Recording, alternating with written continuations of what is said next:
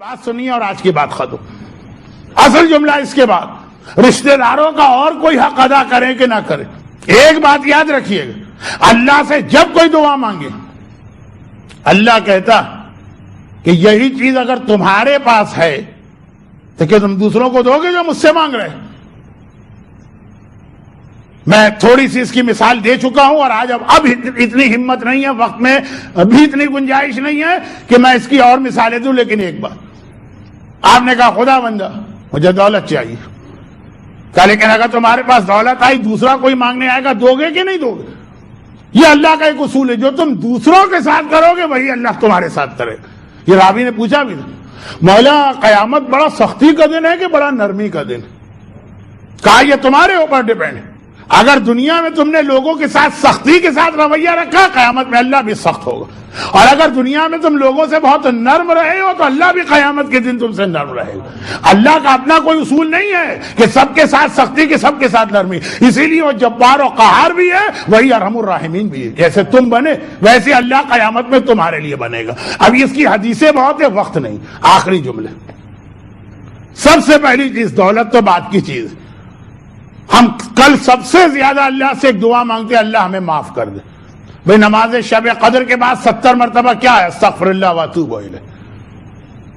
عمل قرآن میں کیا ہے؟ توبہ. دعائے توبہ میں کیا ہے؟ توبہ. سب سے زیادہ ہم اللہ سے کہتے ہیں خدا بندہ ہماری غلطیاں اور گناہ معاف کر دے. تو اللہ پلٹ کے کہتا ہے اور جنہوں نے تمہارے خلاف کوئی جرم کیا ہے تم ان کو معاف کر رہے ہو کہ نہیں کر رہے؟ کل دعائے توبہ اور دعائے استغفر اللہ سے پہلے ہر مومن اور مومنہ اپنی اپنی جگہ دل کی گہرائی سے ان کو معاف کرے پھر دعا شروع کرے جو واقعا ہمارے مجرم ہیں. ایک تو یہ ہوتا ہے کہ نہیں کسی نے کوئی ایسی غلطی کی نہیں ہم ویسے ہی اس سے ناراض ہیں، نہیں واقعا غلطی کی ہے. کسی رشتہ دار نے آپ کا حق مارا، کسی دوست نے آپ پر ظلم کیا، کسی چاہنے والے نے آپ کو نقصان پہنچایا، لیکن پہلے آپ ان کو معاف کریں تب اللہ سے یہ کہتے ہوئے اچھے لگیں گے کہ اے اللہ ہمیں معاف کر دے. ہم سے معافی مانگنے آ رہے ہو اور جو دوسرے تمہارے ہیں ان میں سے کسی کو معاف کرنے کو تیار نہیں ہو. کل بھائی بھائی کے جھگڑے کو ختم کر کے اعمال شب قدر کرے. کل والدین اور اولاد اپنی ناراضگیاں بھولنے کے بعد اعمال شب قدر کرے. کل ساس اور بہو اپنے اختلافات کو ختم کرنے کے بعد پھر اعمال شب قدر کرے. کل شوہر اور بیوی کے اختلافات ختم ہو جائیں، خدا نہ کرے اگر کسی گھر کی یہ کیفیت ہے، پھر اعمال شب قدر کرے تو یہ نیکی وہ ہے جو آپ کی تقدیر بدل دیتی ہے.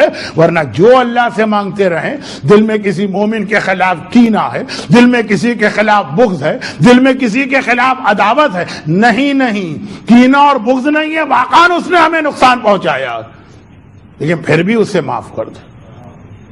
پھر اعمال شب قدر آپ دیکھیں کیسا آپ کے آئندہ پورے سال میں خیر اور خوبی لے کے آتے ہیں. پوری آپ کی تقدیر کل رات کو بدلی جا رہی ہے. صدقے کی اہمیت اپنی جگہ، دعا کی طاقت اپنی جگہ، لیکن یہ آخری چیز جو میں نے بیان کی اس کو عام طور پہ لوگ بھلا دیتے ہیں. اللہ سے ہر چیز کی معافی مانگتے، خود کسی کو معاف کرنے کو تیار